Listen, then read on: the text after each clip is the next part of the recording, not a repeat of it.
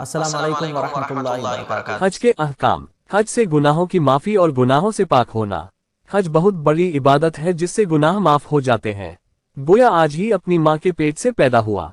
ये गुनाहों से पाक होने को समझाने के लिए है कि जिस तरह मौलूद बच्चा गुनाहों से पाक साफ होता है, इसी तरह हज मबरूर के बाद आदमी गुनाहों से पाक साफ हो जाता है।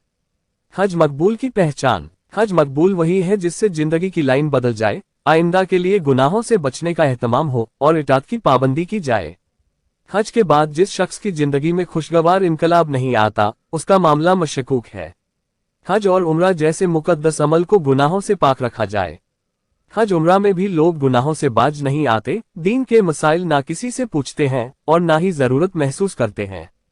लोग दाढ़ियां मुंडा कर रोजा ए अतहर पर जाते हैं और उन्हें जरा भी शर्म नहीं आती और दावा इश्क़े रसूल सल्लल्लाहु अलैहि वसल्लम करते हैं, मगर शक्ल दुश्मनों जैसी बनाते हैं। इससे यह मकसद नहीं है कि ऐसे लोगों को हज उम्रे पर जाना नहीं चाहिए, बल्कि मकसद यह है कि मुकद्दस आमालों को गुनाहों से पाक रखना चाहिए।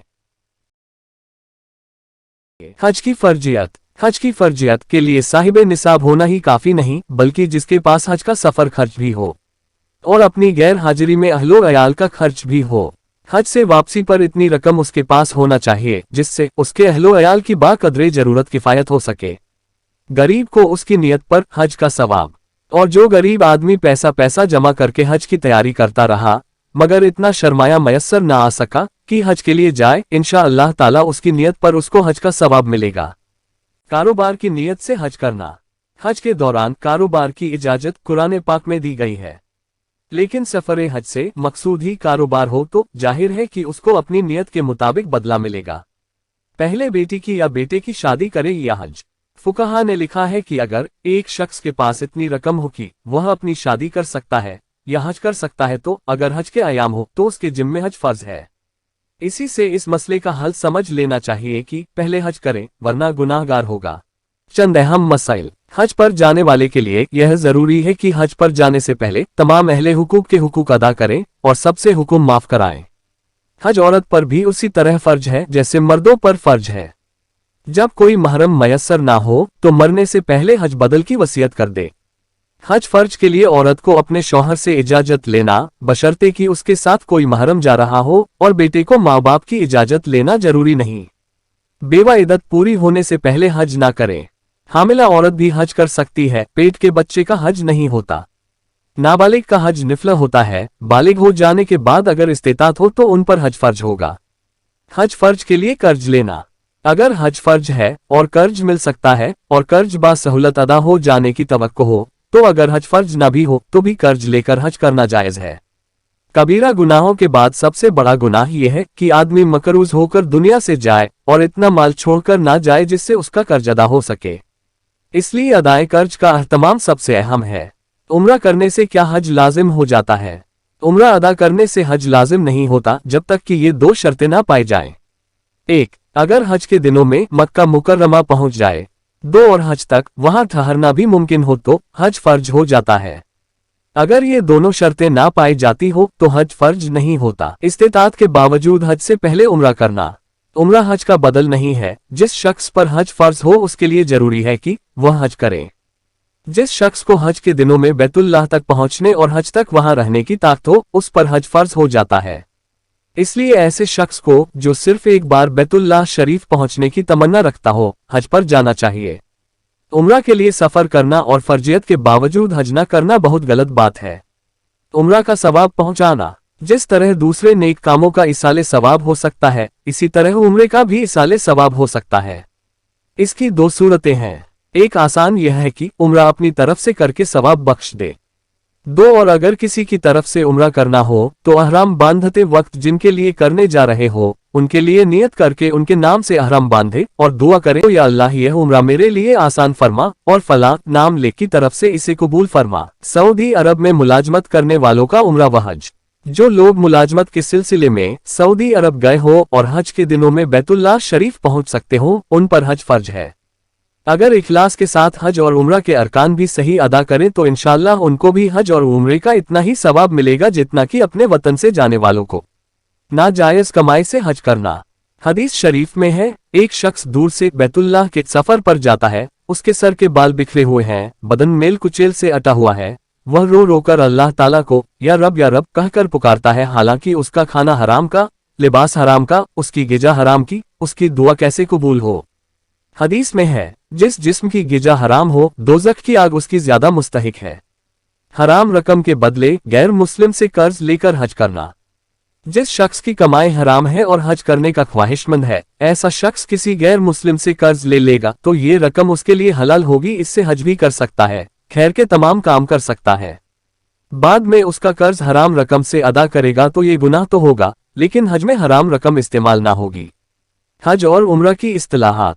हज के मसाइल में बाज अरबी अल्फाज इस्तेमाल होते हैं, इसलिए मुअल्लिमुल हुज्जाज से नकल करके चंद अल्फाज के मानी लिखे जाते हैं। इस्तिलाम, हजरे अस्वद को बोसा देना और हाथ लगाना। इधतबा, अहराम की चादर को दाहिने बगल के नीचे से निकालकर बाएं कंधे पर डालना। आफाकी, वह शख्स जो मीकात की हो हुदूद से बाहर रहता हो, जैसे इंडियन, पाकिस्तानी, मिस्री, ईरानी वगैरह। अयाम तशरीक जिल हिज्जा की 11, 12, 13 तारीख अयाम तशरीक कहलाती है, क्योंकि इसमें भी 9, 10 जिल हिज्जा की तरह हर फर्ज नमाज के बाद तकबीर तशरीक पढ़ी जाती है। अयाम नाहर 10 जिल हिज्जा से 12 तक। अफराद, सिर्फ हज का अहराम बांधना और सिर्फ हज के अफ़आल करना। तस्बीह, सुबहान अल्लाह कहना। तमत्तो, हज के महीने में पहले उम्रा करना, फिर उसी साल हज का अहराम बांधकर हज करना। तलबिया, लब्बैक पूरी पढ़ना। तहलील, ला इलाहा इल्लल्लाह पढ़ना। जमरात या जमार, मीना के 3 मकाम जहां सुतूनों पर कंकरियां मारी जाती है। रमल, तवाफ के पहले 3 फेरों में अकड़ कर शाना हिलाते हुए करीब करीब कदम रखकर जरा तेजी से चलना।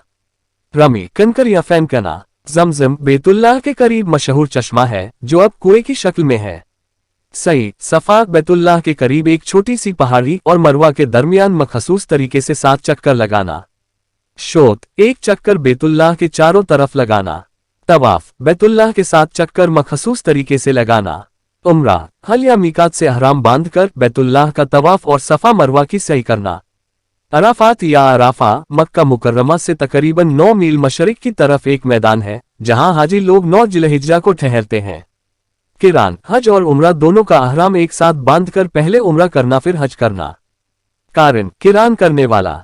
करन, तकरीबन 42 मील पर एक पहाड़ है जो यमन और हिजाज और तहामा से आने वालों की मिकात है। कसर, बाल कतरवाना। मेहरम, अहराम बांधने वाला। मुफर्रद, हज करने वाला जिसने मीकात से अकेले हज का अहराम बांधा हो। मीकात, वह मकाम जहां से मक्का मुकर्रमा जाने वाले के लिए अहराम बांधना वाजिब है। जन्नतुल माला, मक्का मुकर्रमा का कब्रिस्तान। जबले रहमत, अराफात में एक पहाड़ है। हजरे अस्वद, सियाह पत्थर, ये जन्नत का पत्थर है।